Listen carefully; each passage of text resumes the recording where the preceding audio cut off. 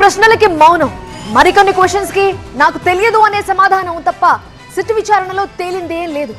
Suspended CI నాగరాజును విచారించడానికి స్వయంగా SIT chief Ravi Prakash రంగంలోకి దిగిన కీలక ప్రశ్నలకి ఆన్సర్ దొరకలేదు. మరి సిట్ వేసిన క్వశ్చన్స్ ఏంటి? సిట్ నెక్స్ట్ స్టెప్ ఎలా ఉండబోతోంది? ఏపీలో సంచలనం క్రియేట్ చేసిన సాయి కృష్ణ మిస్సింగ్ కేసు విచారణను సిట్ స్పీడప్ చేసింది. సస్పెండ్ సిఐ నాగరాజే సాయి కృష్ణను కొట్టి చంపేశారు అన్న ఆరోపణలు రావడంతో ఆయన్ను అదుపులోకి తీసుకుని విచారించింది సిట్.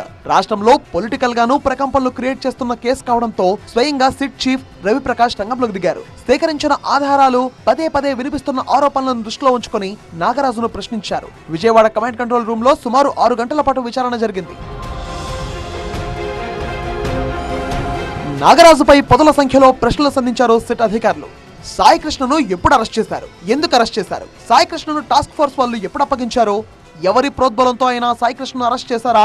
అరెస్ట్ రోజు స్టేషన్ లో సీసీ కెమెరాలు పనిచేశాయా? ఇలాంటి మరెన్నో ప్రశ్నలను నాగరాజుని అడిగారు సిట్ అధికారులు. సాయి కృష్ణ అరెస్ట్ అయిన తేదీ పైన ఆరా తీశారు. అటు సిట్ నుంచి క్వశ్చన్ వెళ్లినంత ఈజీగా ఇటు నాగరాజు నోటి నుంచి ఆన్సర్ రాలేదు. సాయి కృష్ణ కేసులో టాస్క్ ఫోర్స్ పాత్రపై ప్రశ్నిస్తే ఆయన మాత్రం మౌనం వహించారు. సాయి కృష్ణ మిస్సింగ్ రోజు స్టేషన్ లో సీసీ ఫుటేజ్ పైన నోరు మెదపలేదు. ఇలా ఎన్నో కీలక ప్రశ్నలకు నాగరాజు మౌనమే సమాధానంగా ఉన్నట్టు తెలుస్తోంది. అటు టాస్క్ ఫోర్స్ టీం కూడా సాయి కృష్ణ మిస్సింగ్ కేసుతో తమకు ఎలాంటి సంబంధం లేదని చేతులు దులుపుకుంది. సాయి కృష్ణను తీసుకొచ్చి CI నాగరాజుకు అప్పగించామని task force ACP Lathakumari SIT దర్యాప్తులో స్పష్టం చేశారు. సో సాయి కృష్ణను ఎక్కడికి తీసుకువెళ్లారు, ఏం చేశారు అన్న కోణంలో నాగరాజును సిట్ ప్రశ్నించగా ఎలాంటి ఆన్సర్ రాలేదు.